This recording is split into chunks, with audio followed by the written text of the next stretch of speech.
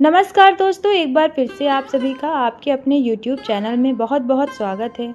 आज हम बात करेंगे साल की सबसे दुर्लभ और अत्यंत पुण्यदायी एकादशी पद्मिनी एकादशी के बारे में। कहा जाता है कि जो व्यक्ति श्रद्धा और भक्ति से इस एकादशी का व्रत करता है उसके जीवन के बड़े से बड़े दुख दूर हो जाते हैं। संतान सुख, धन, वैभव, सौभाग्य और भगवान विष्णु की विशेष कृपा प्राप्त होती है।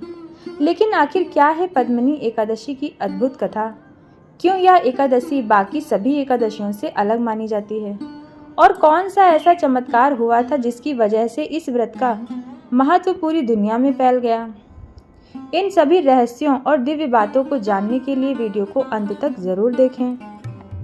हिंदू पंचांग के अनुसार जब अधिक मास यानी मलमास आता है तब कृष्ण और शुक्ल पक्ष में आने वाली एकादशी का विशेष महत्व होता है।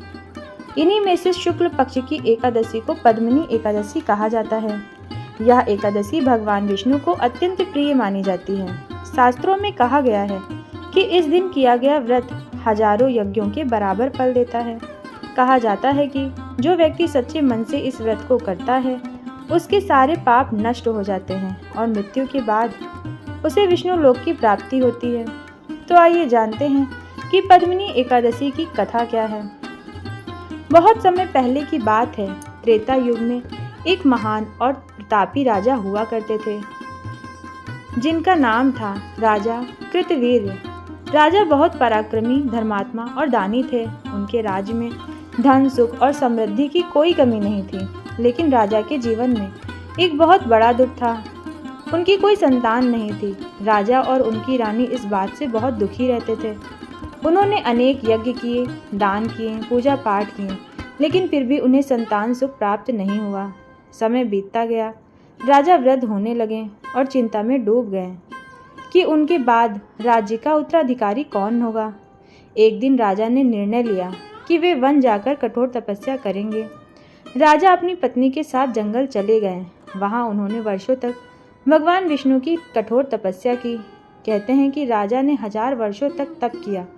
उनका शरीर कमजोर हो गया, लेकिन भगवान विष्णु प्रकट नहीं हुए। रानी यह सब देखकर बहुत दुखी हुई। एक दिन उन्होंने महान पतिव्रता स्त्रियों और ऋषियों से उपाय पूछा।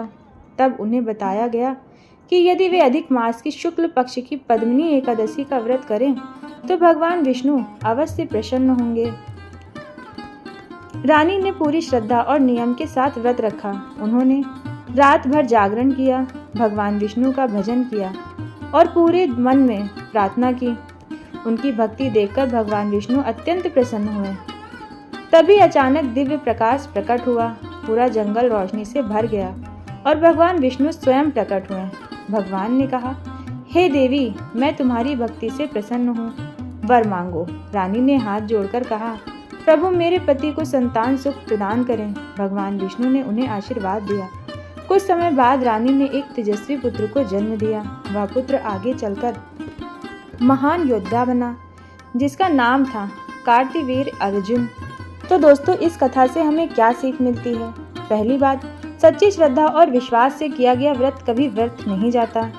दूसरी बात, भगवान देर से जरूर सुनते हैं लेकिन भक्तों की पुकार अनसुनी नहीं करते। और तीसरी सबसे बड़ी बात, पति पत्नी अगर एक साथ भक्ति करें तो घर में सुख समृद्धि बनी रहती है। अब जानते हैं इस व्रत को करने की सही विधि।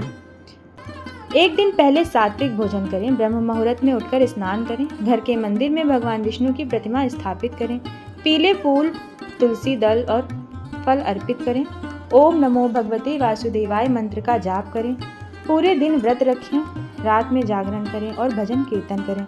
अगले दिन द्वादशी तिथि में व्रत का पारण करें। शास्त्रों में कहा गया है कि यह व्रत संतान सुख देता है, आर्थिक परेशानियां दूर होती हैं, वैवाहिक जीवन सुखमय बनता है, पितरों का आशीर्वाद मिलता है, जीवन में सकारात्मक ऊर्जा आती है। जो व्यक्ति इस दिन दान करता है उसे कई जन्मों का पुण्य प्राप्त हो जाता है। तो दोस्तों, यह थी पद्मिनी एकादशी व्रत की दिव्य और चमत्कारी कथा। अगर आपको यह जानकारी पसंद आई हो तो वीडियो को लाइक करें, शेयर करें और चैनल को सब्सक्राइब जरूर करें। कमेंट में लिखें जय श्री हरि विष्णु। मिलते हैं अगली दिव्य और रहस्यमय वीडियो के साथ। धन्यवाद।